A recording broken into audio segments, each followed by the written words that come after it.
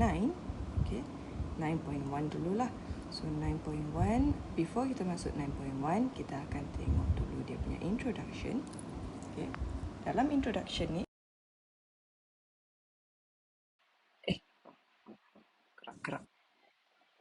Okay, dalam introduction ni, apa yang kamu perlu tahu is the ideal gas equation. So ni dalam chemistry pun ada kamu belajar. So PV is equals to nRT. So setiap kuantiti dalam ni kamu perlu tahu. So P is for pressure, unit mesti in Pascal. V is for volume, unit mesti in meter cube. And then N is for number of moles, okay? And number of moles mesti in a mole. Okay, and then kita ada R, which is the molar gas constant. Constant ni ada value dia lah, which is 8.31 joule per Kelvin per mole. Okay, and then kita ada temperature. Okay, ini bukan just temperature, this is absolute temperature. Absolute temperature mesti in Kelvin. So, mesti in Kelvin. Macam mana kita nak convert from Kelvin to degree Celsius? Sorry, from degree Celsius pergi Kelvin. Okay, kita perlu tambah dengan 273.15. So, kalau kamu tambah tu dengan degree Celsius, akan dapat your temperature dalam Kelvin. So, itu absolute temperature. Okay, that is for introduction. So, kita akan guna these two formula sangat banyak dalam this chapter. Okay, so kamu perlu know by heart lah all the quantity dalam formula ni and the units as well. Okay, and then kita ada N is the number of moles. Okay, number of moles ni boleh exist dalam two forms for physics, which is M mass over M besar. So M besar ni is the molar mass. So molar mass, okay, kamu tahu kan dalam chemistry belajar molar mass. And then satu lagi formula untuk number of mole is the number of particles ataupun number of molecule divided by Avogadro constant. Avogadro constant is 6.02 times 10 to the power 23 mole negative 1. Itu adalah untuk number of mole. So nanti kita akan guna this number of mole, kita akan substitute juga banyak dalam this chapter. So you have to know that as well. Okay. So bila kita substitute N over NA ni, which is number of particle over Avogadro constant ni, substitute dalam equation di bawah ni kan, kita akan dapat PV equals to NKT. So apa pula K ni? So dari chapter chapter 7 ada K, chapter 6 dah. Chapter 7 ada K, chapter 8 ada K, so chapter 9 pun ada K juga. Tapi K dalam chapter 9 is Boltzmann constant. So Boltzmann constant ni dia adalah gabungan dua constant, which is the which is the molar gas constant and also the Avogadro constant. So kita bahagikan R dengan Avogadro constant, kita akan dapat 1.38 times 10 to the power of negative 23. Itu adalah Boltzmann constant. So ada tiga constant yang kita akan guna dalam this chapter, which is R, Na dengan K. Okay, R is molar gas constant, Na is Avogadro constant, K is Boltzmann constant. So constant jangan risau, semua ada dalam kamu punya formula sheet tu. Okay. So bila kita substitute, kita akan dapat ni PV equals to NKT. So N is the number of particles. So boleh tunjuk juga macam mana kita substitute. So N tu kan, substitute dengan N, Na, and then belakang ni RT. Okay, so PV equals to, so R over NA ni adalah K. Jadi tinggallah, ni tiada, tinggal K, dan N, dan T. Okay, so NKT lah. Okay, PV equals to NKT. So where N is the number of gas molecules. Itu adalah introduction. You have to know this by heart. PV equals to nRT, PV equals to NKT, dan juga formula for number of moles. Okay, so next kita tengok, barulah kita masuk 9.1 kinetic theory of gases. Okay, so 9.1 kinetic theory of gases ni, apa yang kita akan belajar? First, kita akan tengok dia punya kenapa kita belajar kinetic theory of gases. So kita belajar kinetic theory of gases ni, is to relate the macroscopic quantity dengan microscopic quantity. So, apa contoh macroscopic quantity? Macroscopic quantity yang biasa kita dengar is temperature, pressure, and also volume. So, ini yang kita biasa dengar dan yang biasa kita akan guna dalam this chapter as well. So, dia akan berjumpa dengan microscopic, dia akan bekerjasama, okay, dia akan relate dengan microscopic quantity which is kinetic motion, velocity atau momentum. So, nanti kita akan ada equation yang relate these two, macroscopic and also microscopic quantity. Okay, ataupun property. Right. So, itu sebab kita buat kinetic theory of gases. So, temperature benda yang kita ukur, and then velocity is microscopic, melibatkan the particles in the liquid ataupun gas. So gas lah sebenarnya, kita dalam chapter ni gas.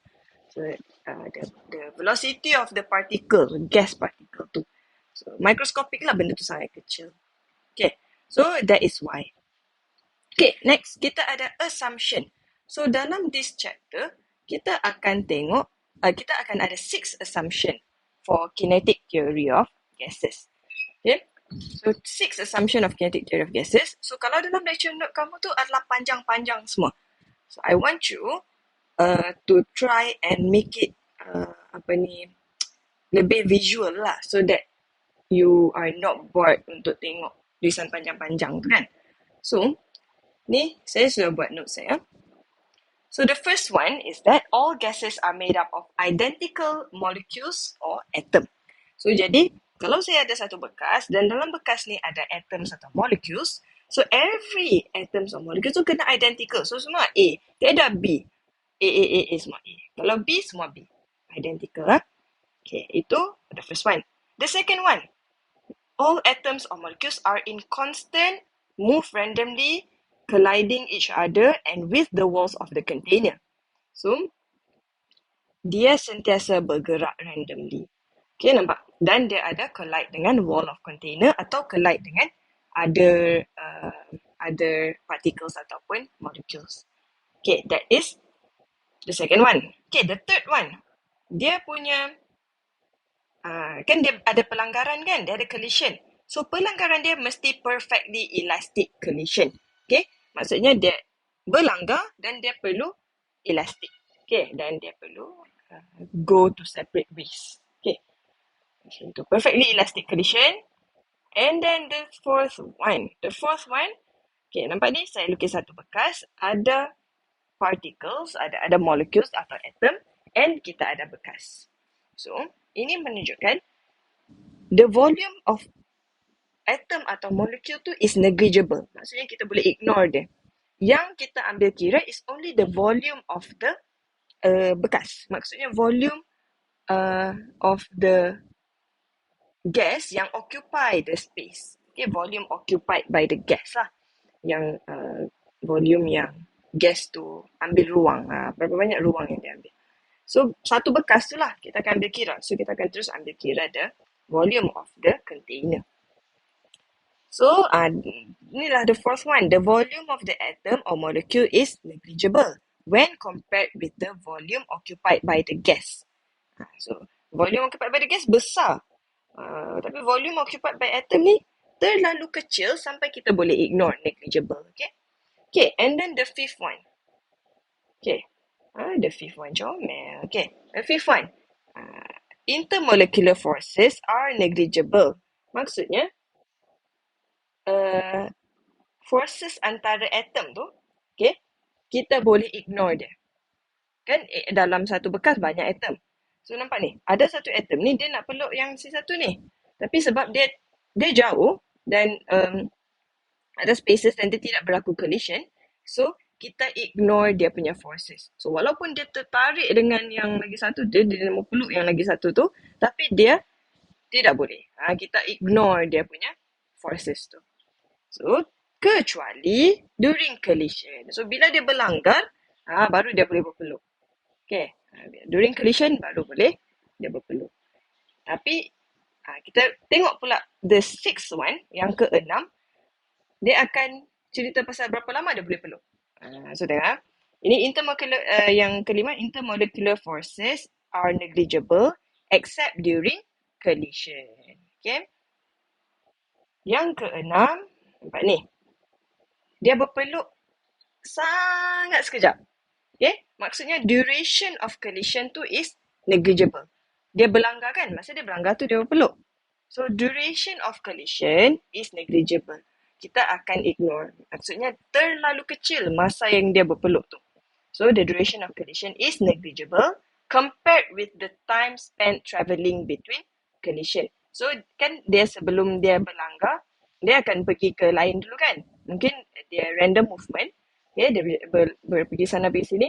Banyak masa yang dia spend tidak berlanggar.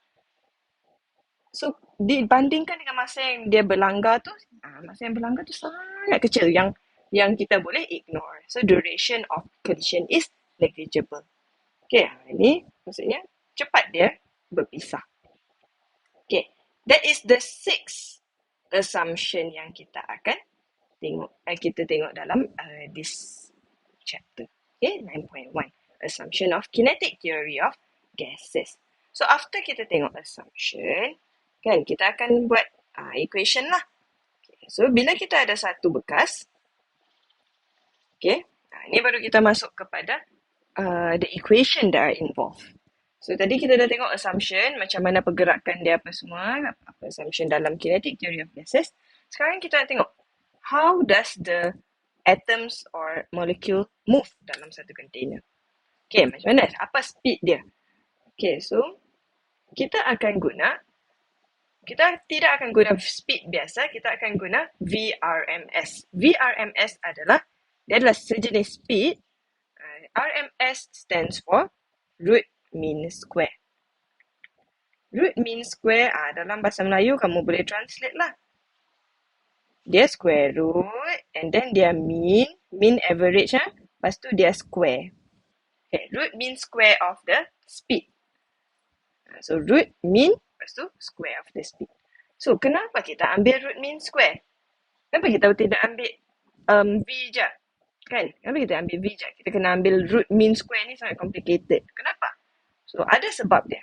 So saya tulis sini. Okay, kita tengok. Contoh saya ada satu bekas. Okay, random movement kan kita punya assumption tadi. Okay, always moving randomly.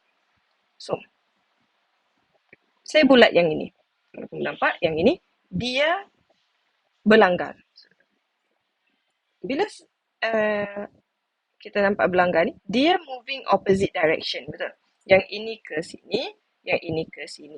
So, considering kita assume dia dalam satu paksi, okay, satu paksi yang sama. Kalau satu ke kanan, dia akan positif. Kalau satu lagi ke kiri, kan kalau dia mau berlanggar, dia mesti kena satu lagi opposite direction. So, satu lagi negatif. Jadi, kalau kita ambil average, kalau saya ambil, contohlah positif 10 tambah negatif 10 bahagi 2. Kan average kan? Average speed dia. Average speed dia akan jadi kosong. Because negatif 10 tambah 10 is kosong. Okay, jadi, sebab itulah kita square. Bila kita square satu value, dia akan jadi positif. So, sebab kalau negatif kita square, mesti positif. Kalau positif, memang positif lah. So, that's why kita ambil square dia. So, bila kita ambil square dia, so, the average speed, okay, kita masih mau average speed. Maksudnya speed untuk satu atom, kan? Average speed dia, kita kena ambil average speed square lah. Kan? So, kita ambil speed square. So, kita cari average speed square berapa. So, average speed square, dia akan jadi, ini ada bracket yang macam ni, dan V square.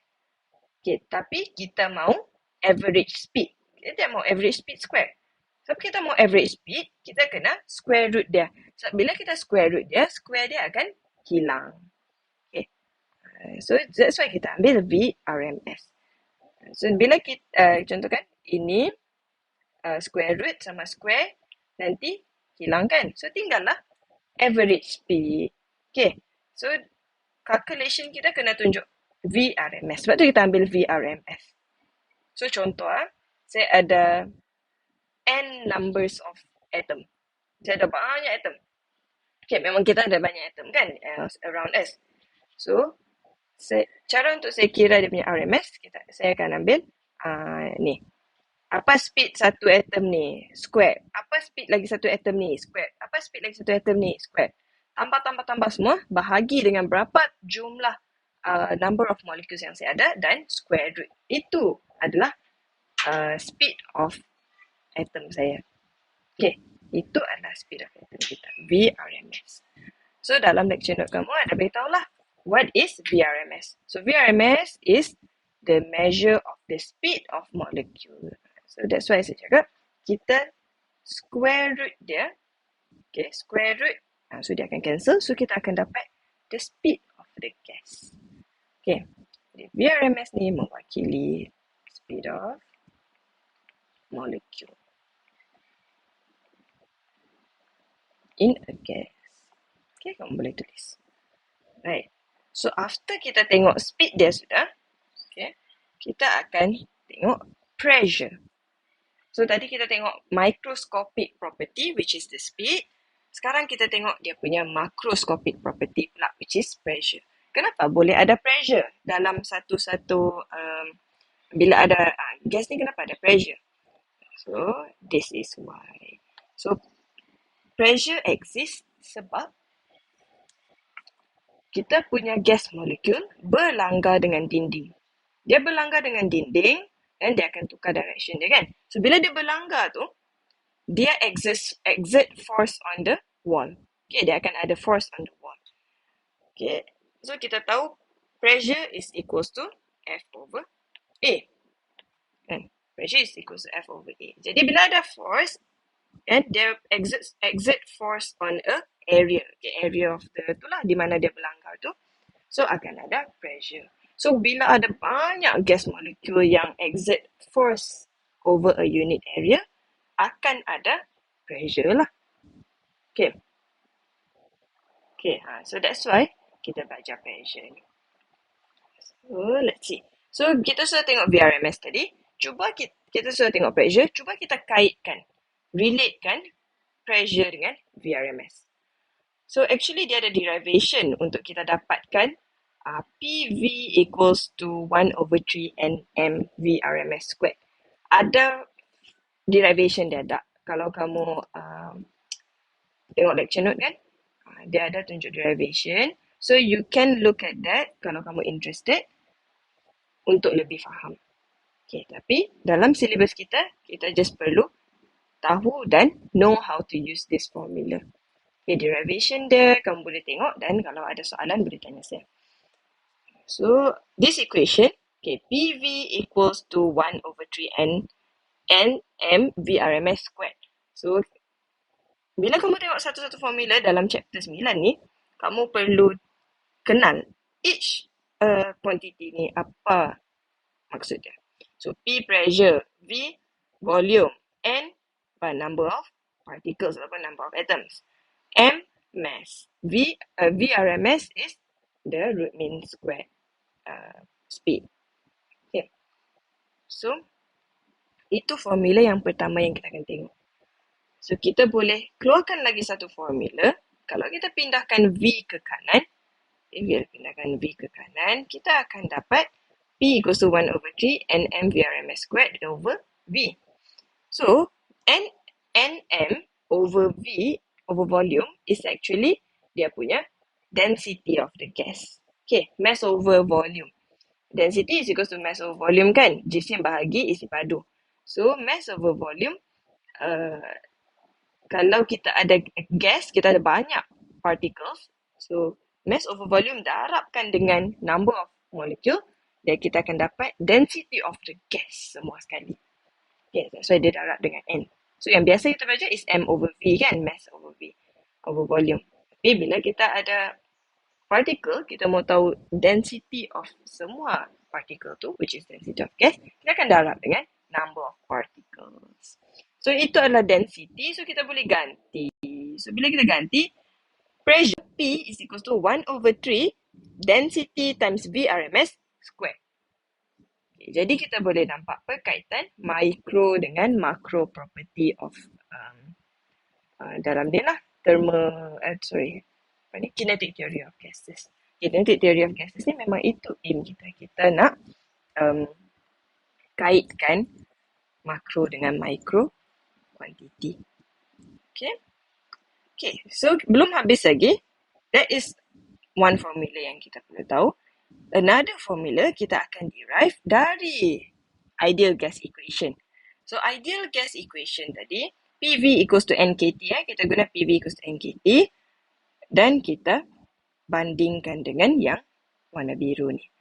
So PV equals to NKT dan PV also equals to 1/3 Nm VRMS squared. So kita equatekan dua ni dan kita pindah untuk cari VRMS. Okay. So kita potong ni. Bila kita pindah, kita boleh potong N. Ni kita boleh potong N. And then tinggallah VRMS squared is equals to 3KT over M. So pindahkan square root, dia akan jadi VRMS equals to set 3KT over M. Ataupun VRMS is equals to set 3RT over M besar. So, bila tengok formula ni, make sure kamu, dalam otak kamu boleh tengok satu-satu dan bagi tahu apa maksud every quantity ni. K adalah Boltzmann constant, T adalah absolute temperature, M adalah mass. Dan sebelah kanan, R adalah molar gas constant, T adalah absolute temperature, and M besar ni adalah molar mass. Okay. Jadi, bila kita rearrange macam ni, okay, kenapa kita mau equate ideal gas equation sama yang PV yang kita dapat dengan VRMS tu?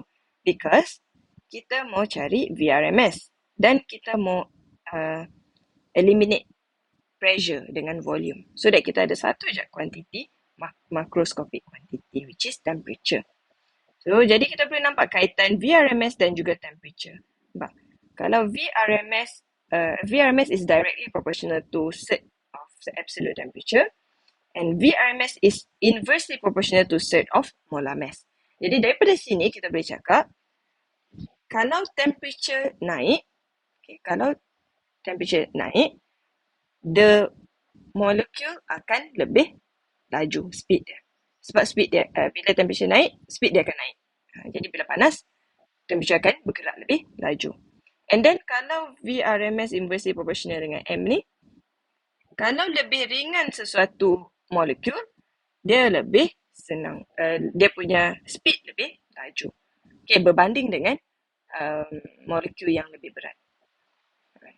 So, itu yang kita akan belajar dalam 9.1. So, saya zoom out so kamu boleh tengok everything. Nampak? 4 benda je untuk 9.1, which is okay, the first one, why ni kamu you just untuk kamu punya pengetahuan, dia dalam your learning outcomes, kamu just kena tahu kenapa kita belajar ni. Okay, untuk relate microscopic and macroscopic property. And then assumption, yes, assumption kena hafal. Hafal all 6 assumption. Saya mudahkan kamu, saya buat visual kan, lebih visual compared to ayat panjang-panjang. So, kamu boleh senang faham. And then kita tengok the first microscopic property, which is VRMS. Kita nak tengok kelajuan the particles ataupun molecules, atoms. Okay. And then kita tengok pressure. So, then kita relatekan VRMS dengan pressure. Okay. And then kita dapat pressure dan VRMS. Okay. So, I think that is all untuk 9.1. You can try and do your tutorial question. Bye.